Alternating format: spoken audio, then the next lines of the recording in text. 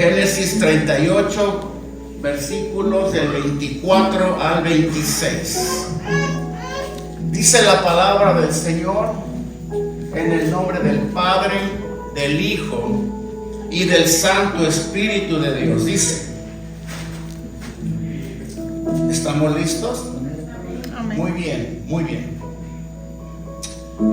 Sucedió que al cabo de unos 3 meses fue dado aviso a Judá diciendo: Tamar, tu nuera, ha fornicado, y ciertamente está encinta a causa de las fornicaciones.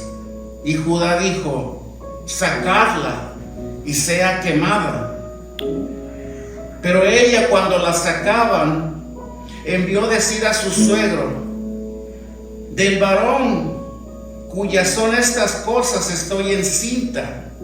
También dijo: mira, ahora de quién son estas cosas, el sello, el cordón y el báculo. Entonces dice la palabra de Dios que Judá los reconoció y dijo: más justa es ella que yo, por cuanto no la he dado a Sela mi hijo, y nunca más la conoció. Hermano, durante la época de José, los que ya están familiarizados con el libro de Génesis, en cuanto al tema de los patriarcas, en cuanto a la vida de José, en cuanto a la vida de Jacob, los hijos de Jacob, ¿verdad? Durante esa época, y ante una tragedia que sucedió en ese entonces en la familia de Jacob, ¿verdad? Una tragedia que sucedió al ser vendido como esclavo uno de sus hijos, ¿verdad? Al cual fue José, a unos mercaderes que se encontraban por el camino.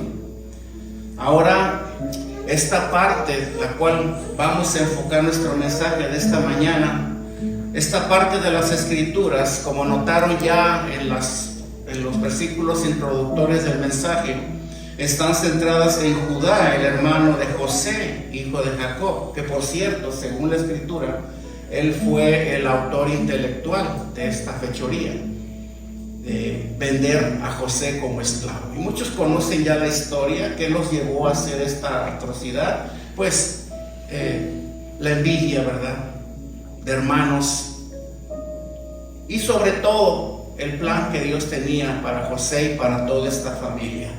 Amén.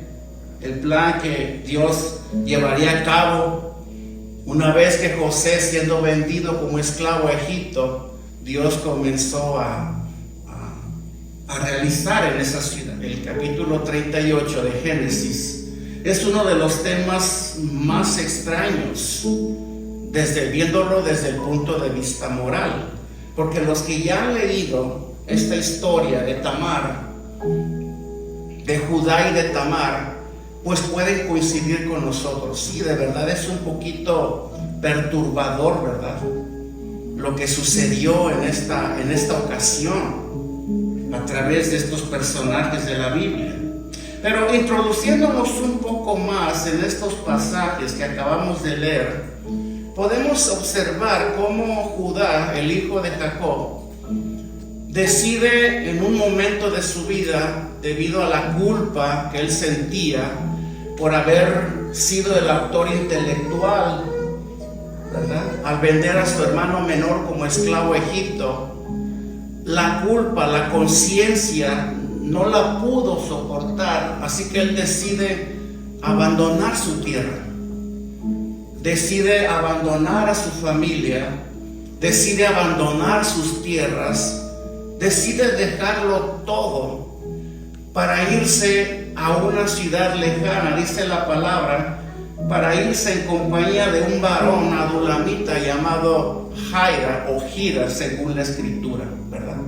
O sea, logró tener un contacto en la ciudad de Timnat, donde él fue, y pues se fue a refugiar a esa ciudad. Vuelvo a repetirlo, pues debido a la carga que él sentía por haber participado en la venta de su hermano menor. Amén.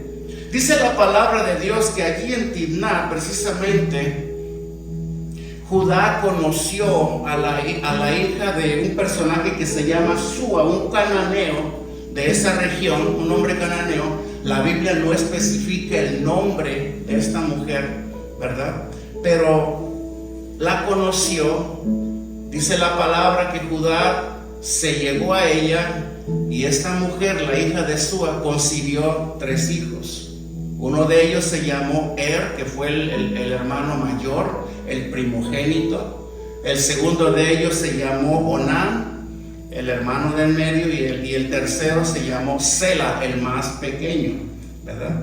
Entonces la historia cuenta que cuando el hermano mayor, llegó a una edad ya de casarse, fue Judá precisamente quien tomó a una mujer para su hijo, para casarla con ella, porque para la costumbre de antes era muy importante todo esto, porque aquí se trataba de preservar un linaje, ¿verdad?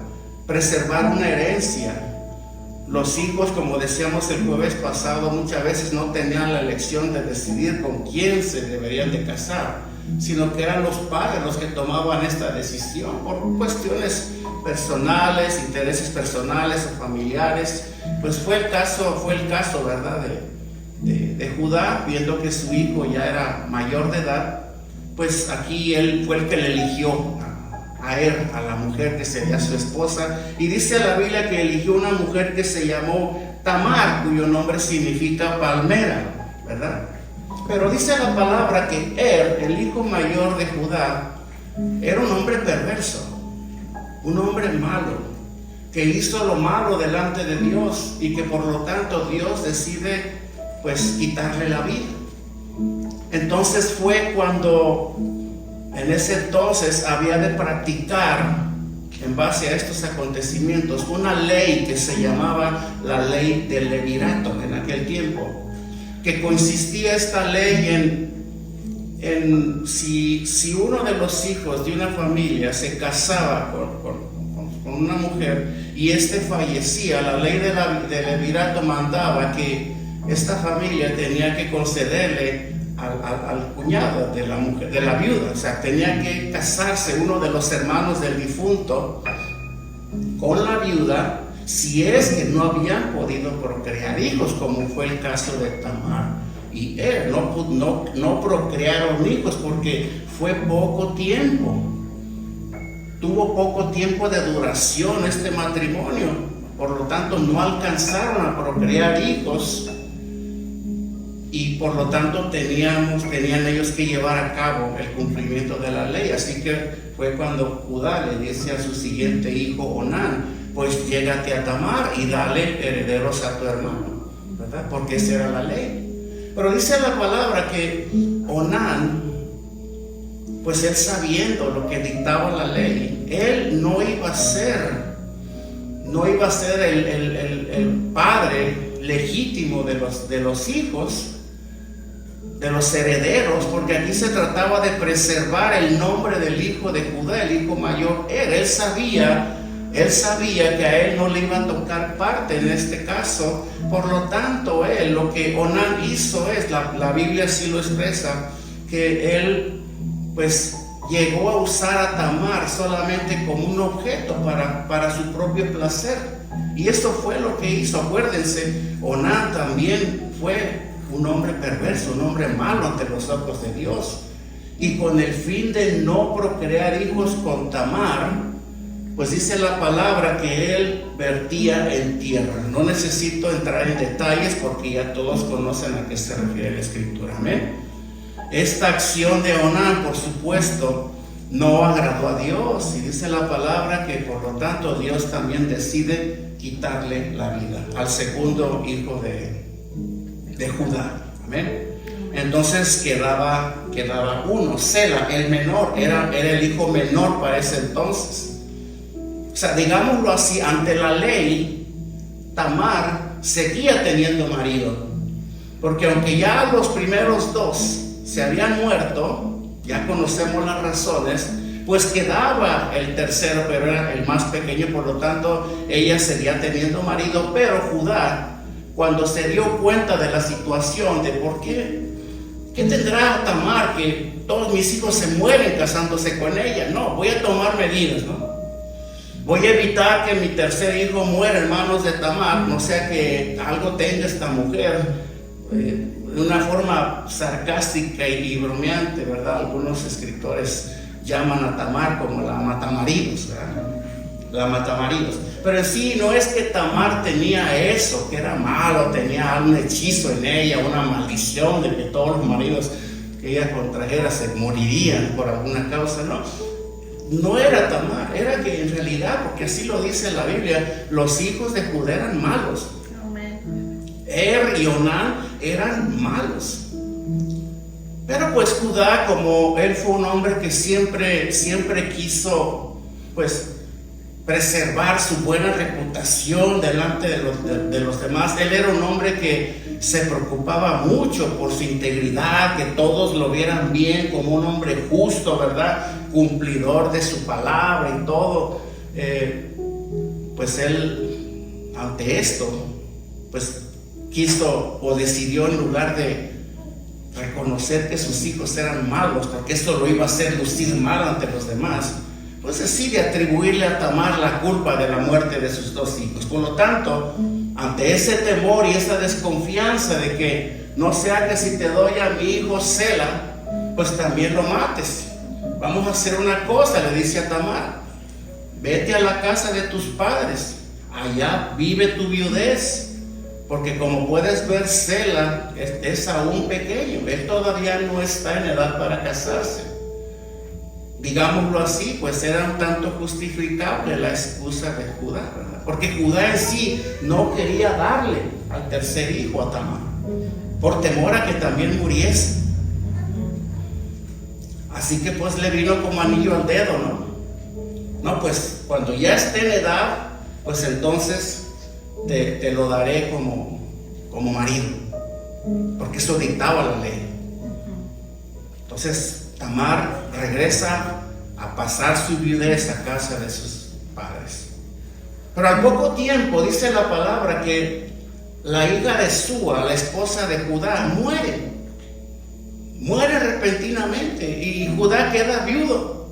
Pues claro, como todo marido que pierde a su esposa, ¿verdad? Pues pasó días de luto, de tristeza, de depresión y todo lo que envuelve una pérdida como tal, ¿no? Pero al poco tiempo él se recuperó. Y dice la palabra que llegó la temporada allá en la ciudad de Timná de trasquilar el ganado. Como Judá y toda su familia se dedicaban al ganado, a la crianza de ovejas, todos eran pastores de ovejas. Entonces, llegando esa temporada de trasquilar las ovejas, Judá desciende a Timná con su amigo adulamita Hirá. Y esto llega a oídos de Tamar. Acuérdense, Tamar ya no estaba en la casa de Judá, el cual era el lugar que a ella le correspondía. Pero como Judá tenía temor, la manda con sus padres. Pero llegando el día del cual les acabo de mencionar, pues entonces llega ese día y le llega a oídos de Tamar: mira, tu suegro anda por ahí cerca, ha venido a trasquilar sus ovejas. ¿Qué hace Tamar? Bueno, Tamar, para empezar, ella ya había visto, ya se había dado cuenta de que Judá no le quería dar a su tercer hijo. Se lo estaba negando, en pocas palabras, con una variedad de excusas y todo. Ella ya se había percatado que él no quería cumplir la promesa que le había hecho. ¿Cuál promesa? Cuando mi hijo esté en edad, entonces te lo daré como marido, ¿verdad? Y sobre todo porque Tamar lo vio, ya está grande, como dice, ya está bueno para casarse, pero no me lo han dado por marido todavía. ¿Qué pasó? Entonces, ¿qué hizo Tamar? Muchos quizás pudieran juzgar a Tamar mal, en el sentido de lo que ella hizo a continuación. Pero si escudriñamos un poco la escritura, la cual nos va a revelar las verdaderas intenciones de Tamar al hacer lo que hizo, vamos a poder entender. Por eso el tema se llama: más justa es ella que yo. porque ella lo que quería era que se cumpliera la ley, cosa que Judá, siendo el patriarca, no quería hacer, se estaba negando a hacer por amor a su tercer hijo, el pequeño, ¿verdad? ¿Qué hace Tamar entonces? Ella se quita sus vestiduras de luto y dice la palabra que se puso otro tipo de atuendo y se cubrió el rostro. Se cubrió el rostro. ¿Para qué? Para salirle al encuentro a Judá. Dice la Biblia que cuando Judá ve a una mujer porque antiguamente, hermano, las mujeres que se dedicaban a la vida fácil, parte de su atuendo y el cual los identificaba como rameras, con el perdón de la palabra, era que se cubrían el rostro. Y fue precisamente lo que pensó Judá cuando la vio. Acuérdense, Judá ya había pasado un tiempo de viudez, había perdido a su esposa. Y él, cuando ve una mujer, por decirlo así, de la vida fácil, pues se le hizo fácil, ¿verdad?, acercarse a Tamar sin saber que ella era su nuera, porque ella se disfrazó para que él no la reconociera y se vistió como tal. Cuando Judá la ve, se acerca a ella y le lanza la oferta. Le dice: ¿cuánto me cobras por llegarme a ti? En pocas palabras. Y la respuesta de Tamar, ¿cuál fue? ¿Qué me ofreces? Dime qué me das. ¿Cuál fue la respuesta de Judá? Bueno, te voy a dar un cabrito de allá de mis ganados. Pero no lo llevaba ahí en ese momento. Pero Judá ya quería acción, ¿verdad? Judá ya quería estar con la mujer. No, yo te lo envío. Una vez que se pase todo, pues yo, no, dice Tamar, bueno, sí acepto, está bien, acepto el cabrito. No me cae mal una barbacoa, una birria, ¿verdad? Lo acepto. Pero quiero pedirte que me dejes algo como garantía. Quiero pedirte prenda. Y le dice Judá: ¿qué quieres de mí? ¿Qué quieres que te dé de prenda? Fue cuando Tamar le dice: déjame tu sello, tu cordón y tu báculo. El sello era un objeto, un artefacto muy particular que usaban los hombres de aquel entonces, especialmente cuando se trataba de hombres, pues, ahora sí que de mucha capacidad económica, de mucha capacidad de influencia, hombres de renombre. Imagínense Judá, el patriarca, descendiente de Abraham y todo. No es como los sellos que nosotros estamos acostumbrados a ver, ¿verdad? Aquellos que así un pedacito de algodón de esponja negra y ahí va el sello. Eran un tanto diferentes de acuerdo a la época. Acuérdense, en aquel tiempo pues todo lo hacían de una manera más rústica. El sello era fabricado de un pedazo de hueso que ellos partían, que quedaba en forma de cilindro, sacándole todo lo que eran los tuétanos. Y ahí mismo en el hueso, ahí mismo se esculpía el nombre o la insignia del dueño, del propietario.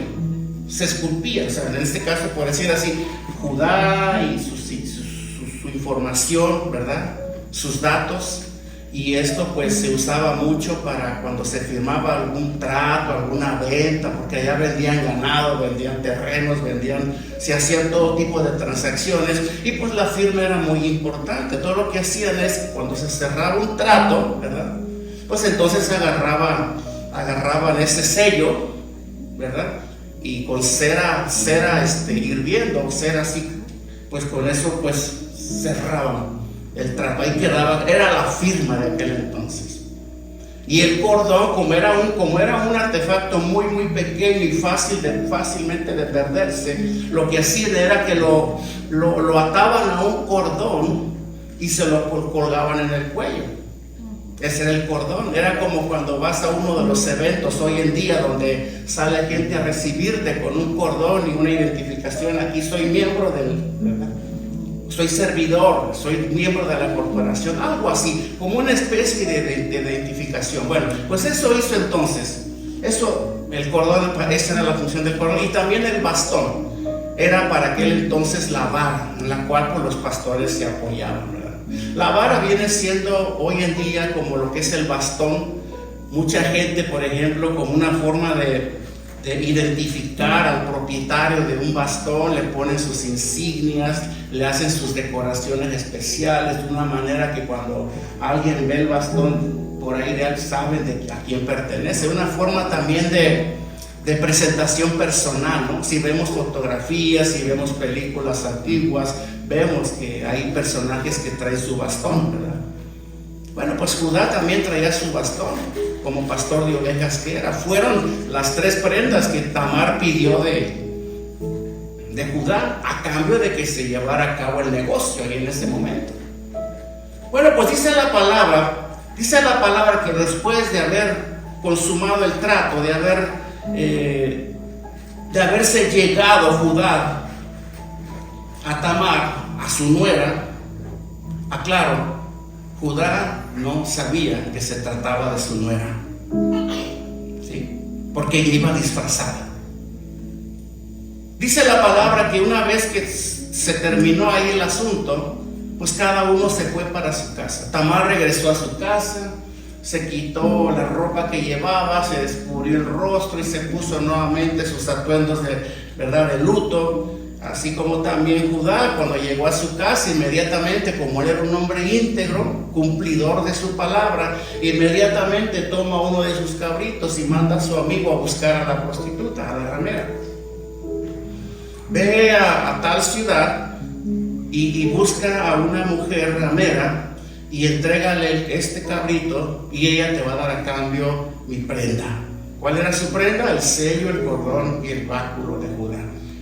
Pero dice la palabra que llegó el siervo de Judá a ese lugar, una ciudad en intermedio entre Adulam y Timnat, donde ahí fue donde se dispuso a buscar a la mujer, preguntándole a los habitantes de ese lugar: oye, ¿no han visto por aquí una prostituta que...? No, nadie la conocía. Es más, se sorprendieron y dijeron: pero si aquí no hay prostitutas, aquí no hay esa clase de mujeres, ¿de qué estás hablando? No, sí, me mandaron a buscarla porque tengo una encomienda para ella, tengo una entrega que hacerle. Pues ya te dijimos que aquí no hay mujeres como tales. Entonces, ¿qué hizo el siervo de Judá? Pues se avergonzó y regresa a su dueño. Pues mira, fíjate que dicen que no hay prostitutas en ese lugar, por lo tanto no pude cumplir tu mandato de entregarle el cabrito y recoger tus prendas. ¿Cuál fue la respuesta de Judá? Bueno, pues es como que el que pierde su licencia de manejar simplemente va y saca otra. Es como el que pierde su carnet, va y saca otra. Así de sencillo lo tomó Judá. Bueno, pues entonces déjalo así que quede. Tómeselo para sí, le dice Judá. Pasaron 3 meses de este acontecimiento, cuando a Judá le llega a sus oídos la noticia de que su nuera, Tamar, había fornicado y que estaba encinta a causa de sus fornicaciones. ¿Cuál fue la respuesta de Judá? Dice la palabra que inmediatamente Judá envía a sus siervos diciéndoles: vayan, sáquenla y quémela viva. ¿Sí? Fíjense, pregunta: ¿quién es más pecador? ¿El que cobra por pecar o el que paga por pecar? A Judá, porque él no lo sabía, a él se le hizo fácil condenar a su nuera, cuando él se le olvidó que él tenía una promesa que cumplirle a su nuera y no se la había querido cumplir, simplemente porque tenía temor que su hijo muriese al igual que nosotros, en manos de Tamar.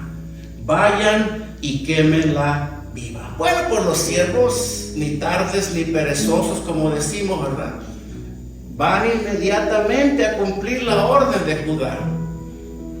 Y en ese momento que sacaban a Tamar de su casa para ir a quemarla viva, Tamar les dice: esperen, antes de que me quemen viva, vayan y díganle esto a su señor. Estas prendas, el padre del hijo que llevo en mi vientre es el dueño de estas prendas. Vayan y díganle eso. Inmediatamente los siervos van y le dicen a Judá: pues dice que el papá es el dueño de esto, yo creo que esto es tuyo.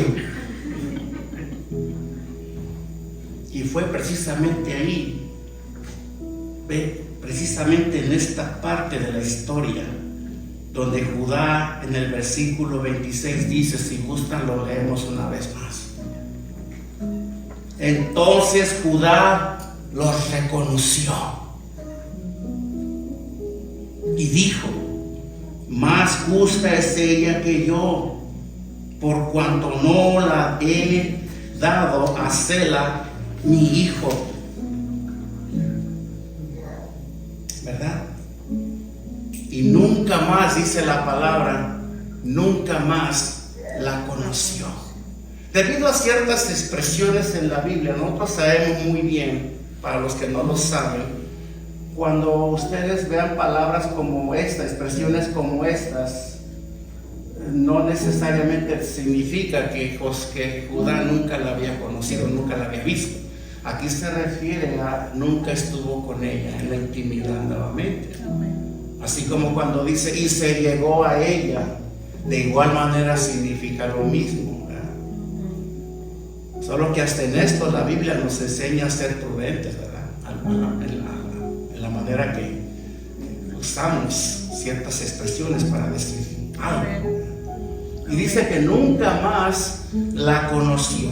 Fue primera y última vez. Hermano, ¿cuántas parejas en la actualidad y por todos los tiempos, cuántas parejas no tienen dificultades para tener bebés?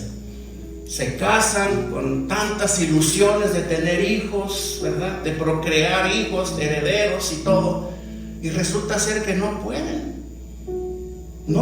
tener hijos, y pasan los meses, pasan los años y no pueden tener hijos. Y si se dan cuenta aquí, una sola vez,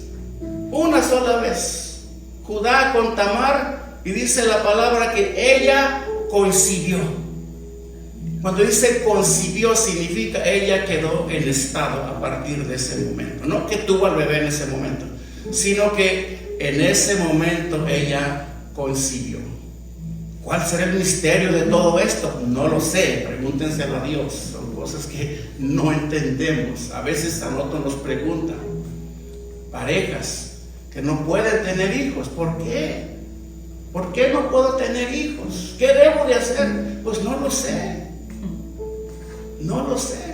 Solamente Dios sabe por qué.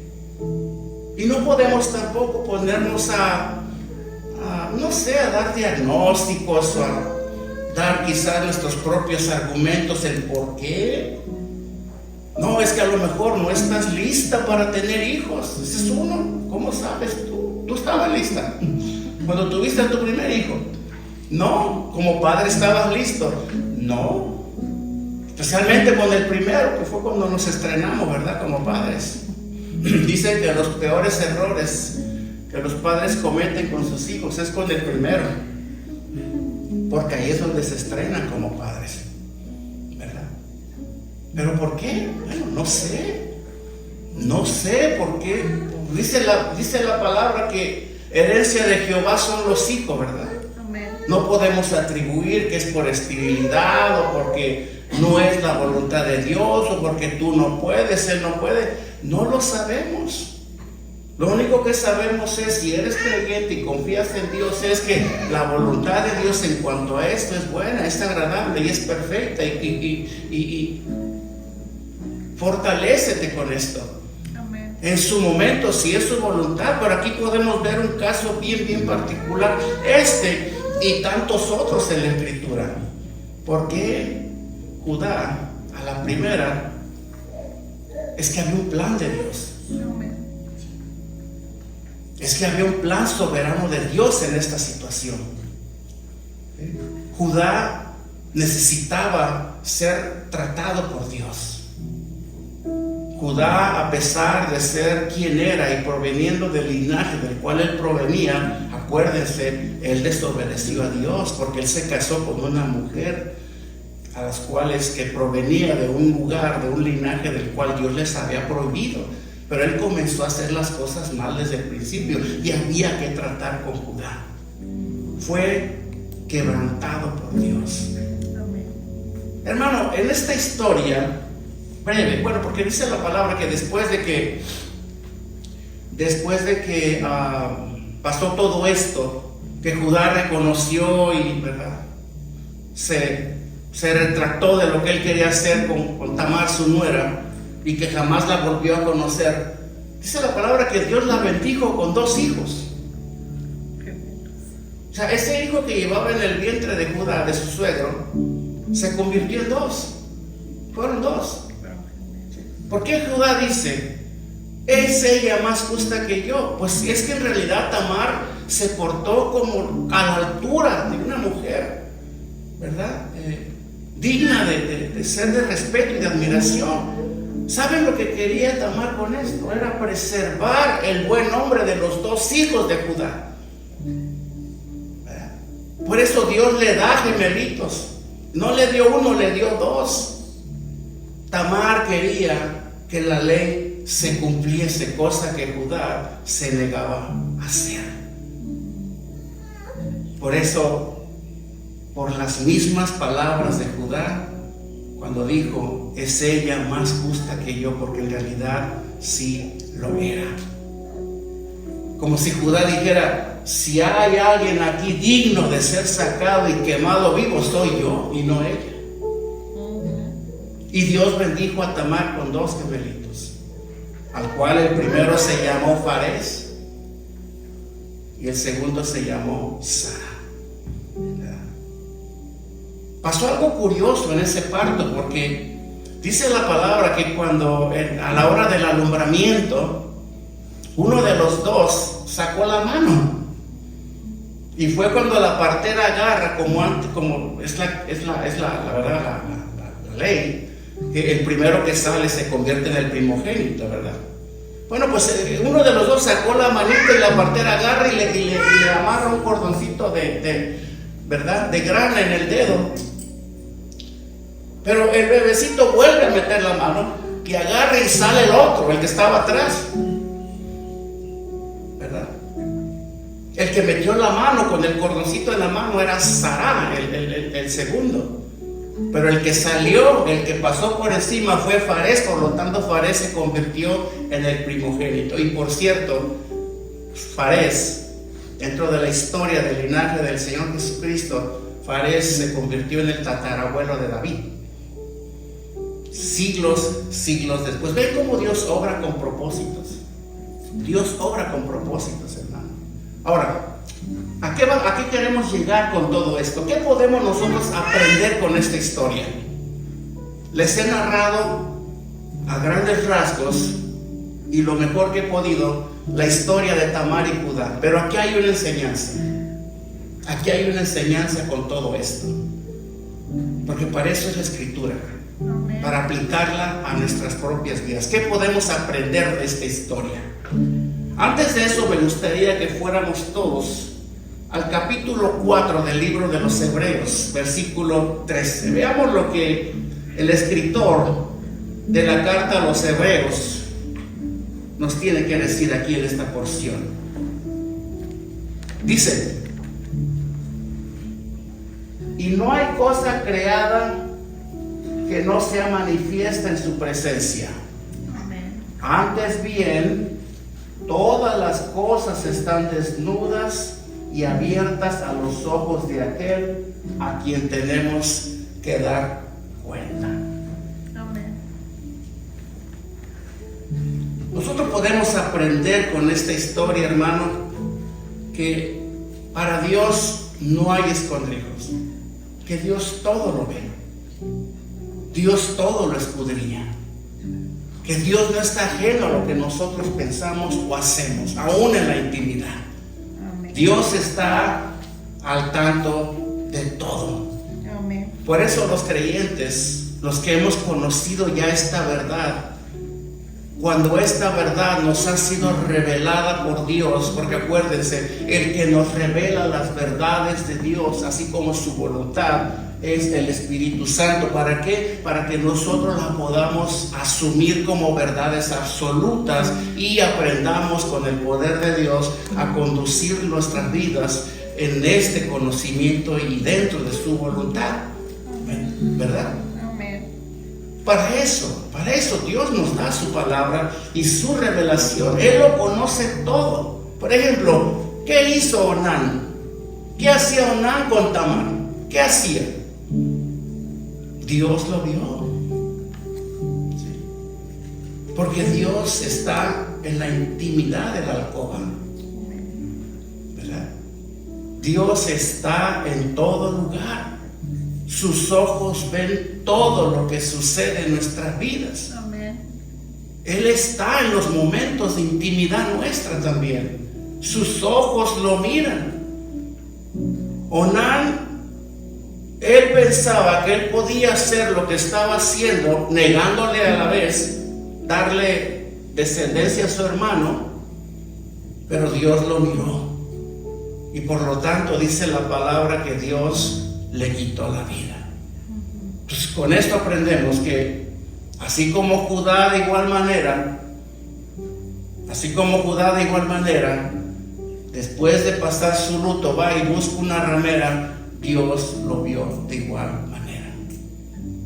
Que aprendamos a conducirnos bien, que aprendamos a conducirnos en el temor de Dios. Amén. No hay nada más seguro, hermano, que nosotros aprendamos a conducirnos en el temor de Dios. ¿Por qué? Porque Él todo lo ve. No pensemos que cuando estamos a solas, Dios no nos está mirando lo que estamos haciendo. Él lo ve todo. Él lo conoce todo. Que tengamos el temor de que quizás no haya nadie a nuestro alrededor. Quizás estemos a puerta cerrada donde nadie más que nosotros estamos en ese momento. Recuerden, los ojos de Dios atraviesan el techo de tu casa. Amén. Amén. Los ojos de Dios atraviesan aún lo más íntimo de tus pensamientos. Él todo lo ve, hermano.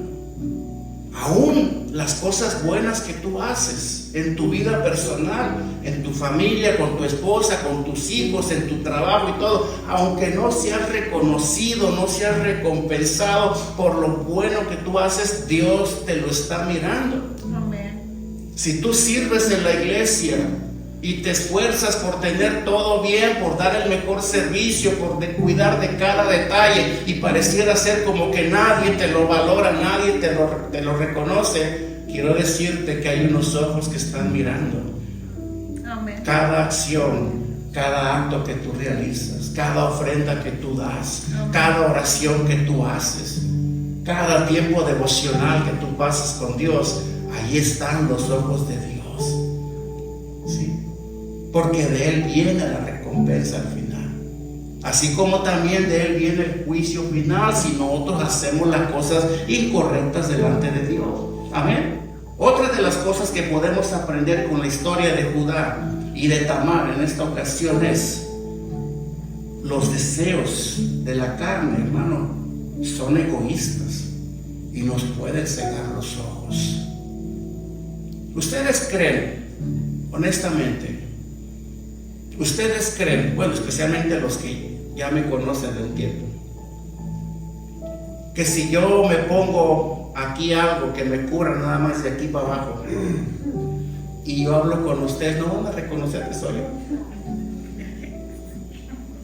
¿A poco de verdad? No se iban a dar cuenta que soy yo. Con el tono de voz, con mis gestos, con mis ojos. Dicen que tengo unos ojos ahora sí que inconfundibles. Con mi manera de caminar. ¿Ustedes creen que no iban a saber que soy yo?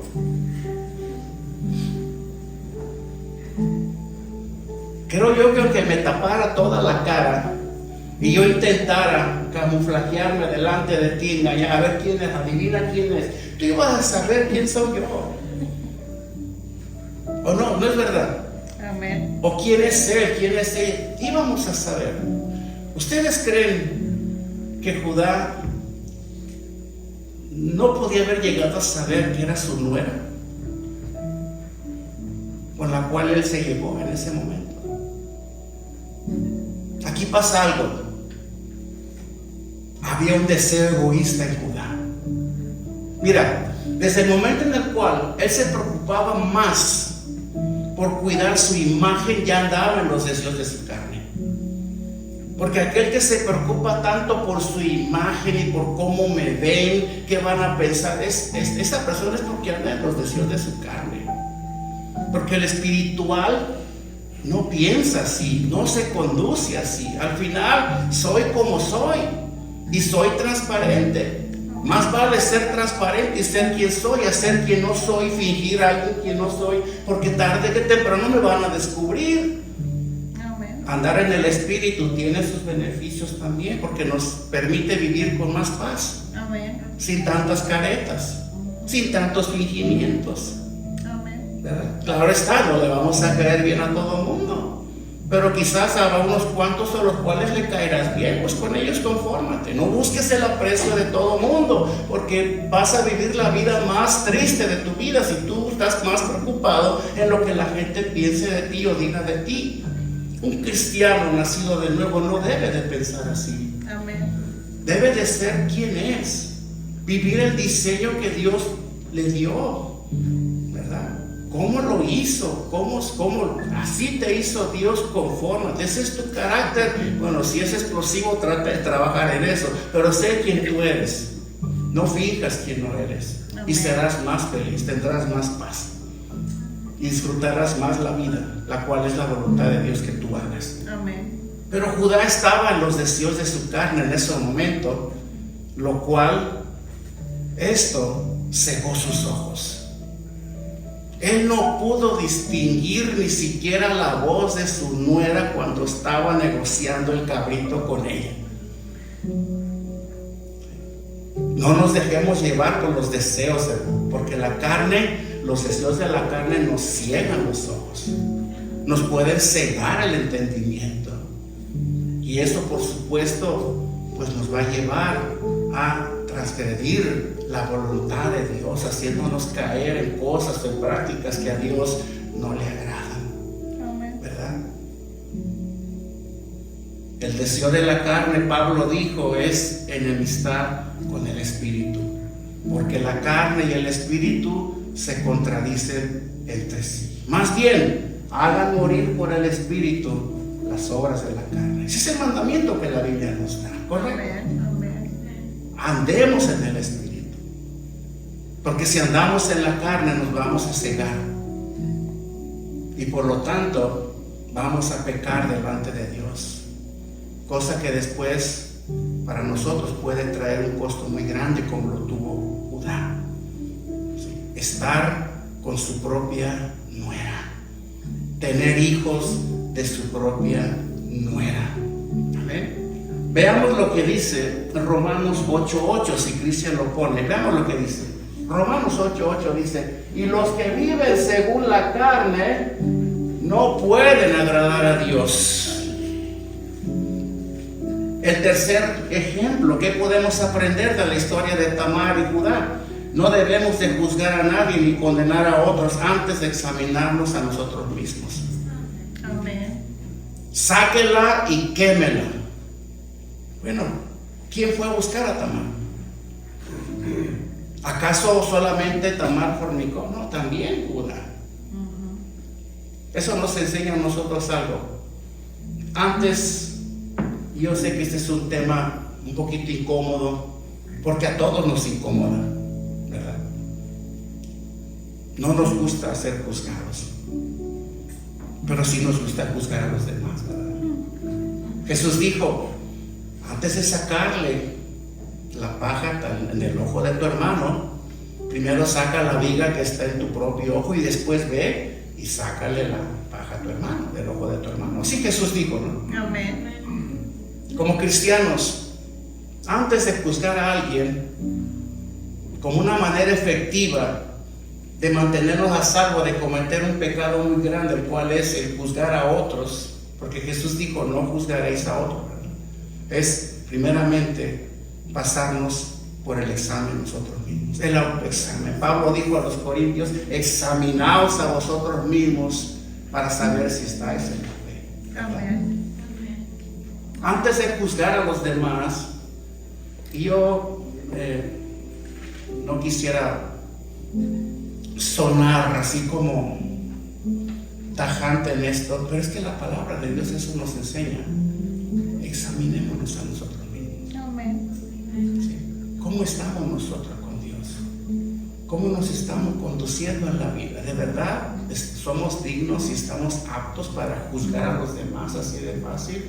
Yo creo que no. Yo creo que si tú me preguntas a mí, yo te diría, no, porque yo también peco, yo también fallo, soy hombre mortal. Seguido voy a los pies del Señor para que me perdone y me limpie. Soy pecador, estamos aquí, ¿verdad? Tenemos que acudir a esa gracia constantemente, porque ¿quién no ha pecado? Todos. Jesús le dijo a los fariseos, el que esté libre de pecado, pues que lance la primera piedra, cuando querían apedrear a la mujer adúltera. ¿Quién la tiró? Ninguno. Dice la Biblia que cada uno de ellos tiró la piedra al piso, ya estando listos para lanzársela a la adúltera, y salieron, como decimos vulgarmente, ¿verdad?, con la cola entre las patas. Antes de juzgar, no hagamos lo que Judá hizo. Sáquenla y quémela. Y después fue avergonzado. Después fue quebrantado por Dios. Veamos lo que dice Mateo 7, 1 al 2. Dice la palabra. ¿Qué dice? No juzguéis. Una pregunta. ¿Quién está hablando aquí? ¿Quién está hablando aquí? Jesús, el Señor Jesucristo.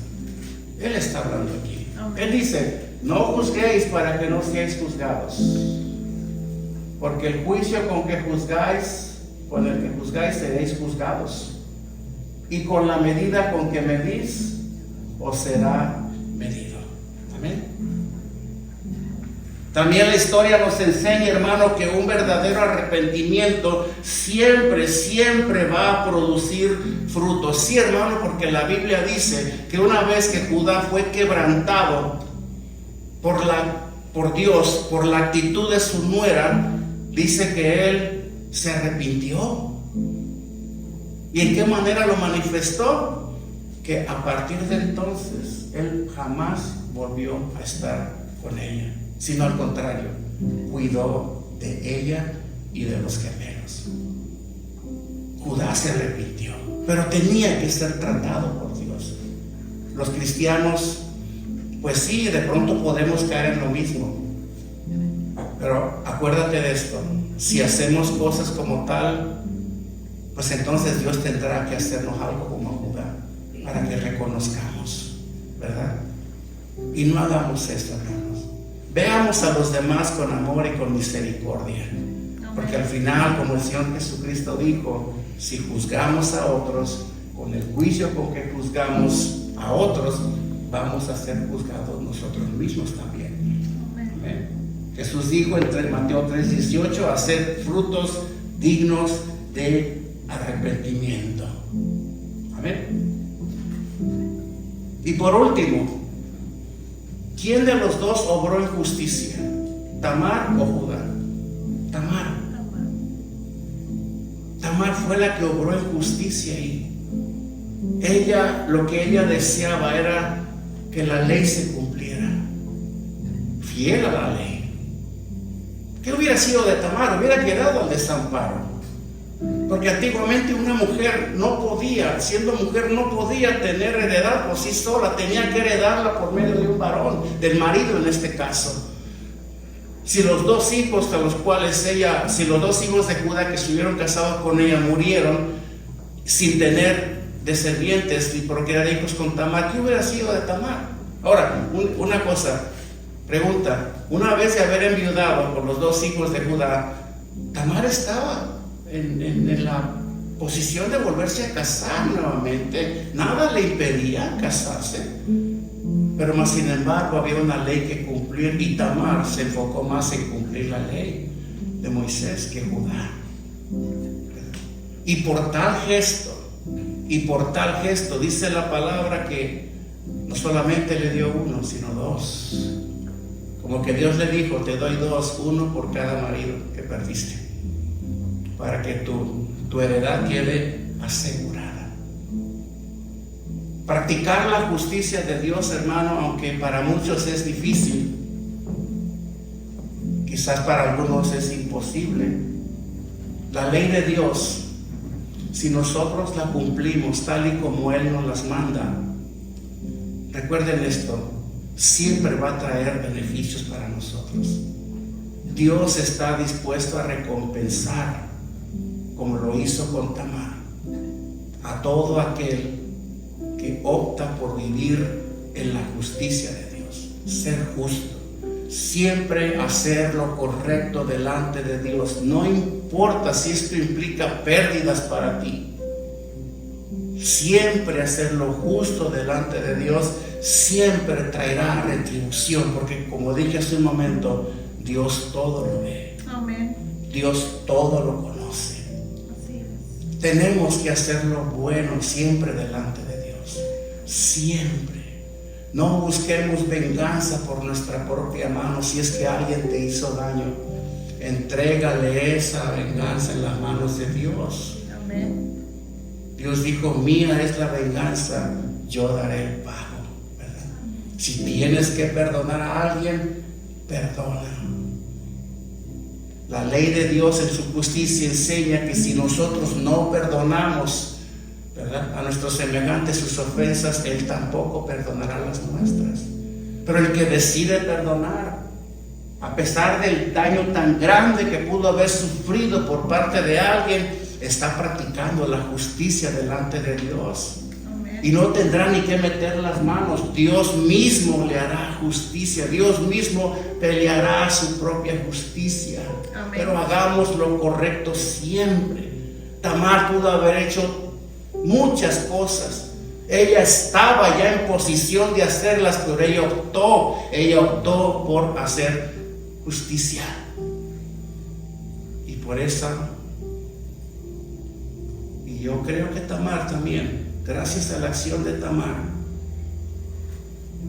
estamos nosotros aquí también, porque venimos del linaje de David, y el Señor Jesucristo viene en ese linaje, nuestro Señor y nuestro Salvador, el cual traería a nuestras vidas la salvación de la cual ahora tú y yo gozamos.